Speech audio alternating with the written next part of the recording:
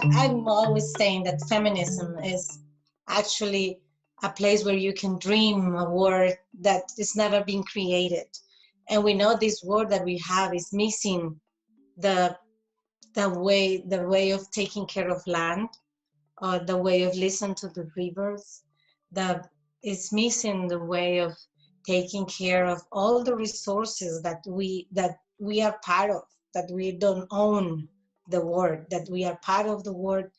And I think women know that because of patriarchy. We know that we're being kind of the guardians of that. It's on women's spirit.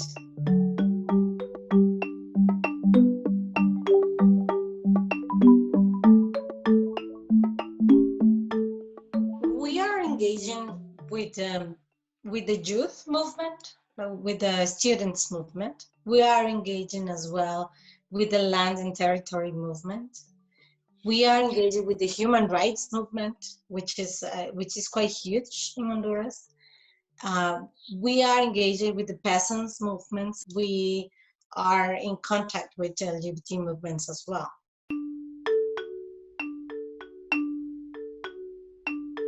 I'm going to give you one example of now the women that we are working with now.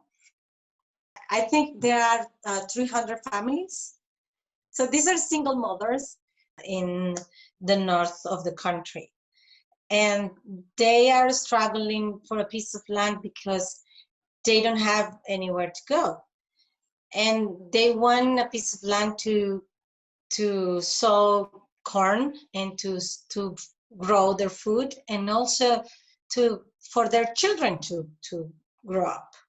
There's a huge amount of land that is not being used.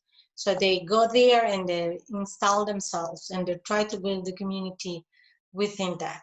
So they started to collecting some food from different organizations, including us, to have a collective pot. And the government had a very huge amount of money that were destined to support the poorest people.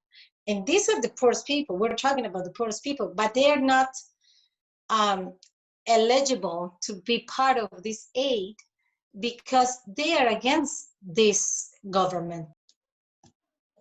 They started to demonstrate against the government and try to show in the media that they are not, that the money is not being spent in the poorest people. So they are denouncing this. And so what the government does, the government sent a lot of riot police, and they tear gas the whole community, children, all women, everyone. So what did they do?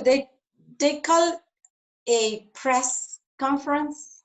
They took all the cans from the tear gas that they were spent, and they put it in a pot, in a fire.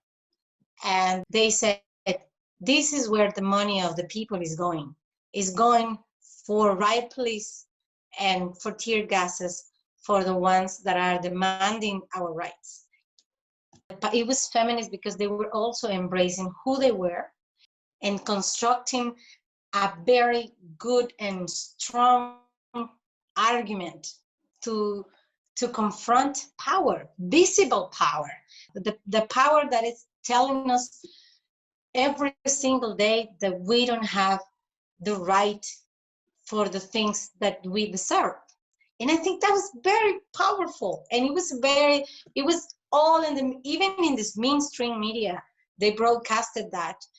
And I think that's one of the moments that shows the way that they are facing these difficult moments are really an inspiration for all.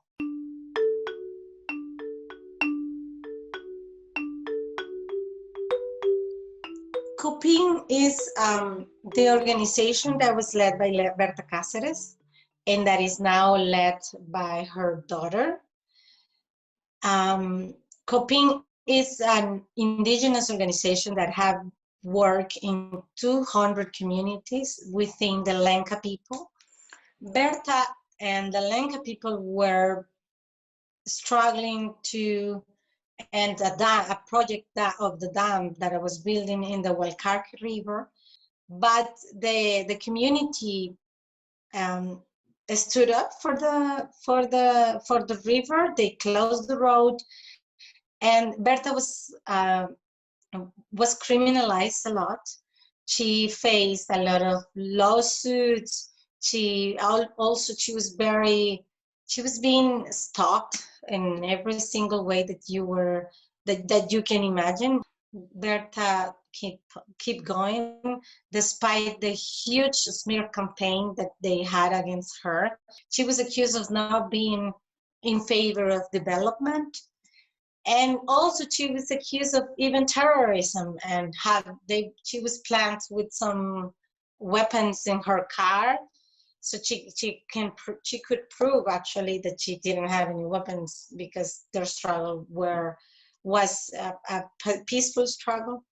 Berta was a feminist, and Berta always talked about how race, patriarchy, and also the capitalism were actually intertwined to build a project of the world that was aimed to kill us all, including the planet. But she was at the end killed on the March 2nd, 2016. She was killed and in her house. They thought that by killing her, they will kill the struggle, but they were mistaken.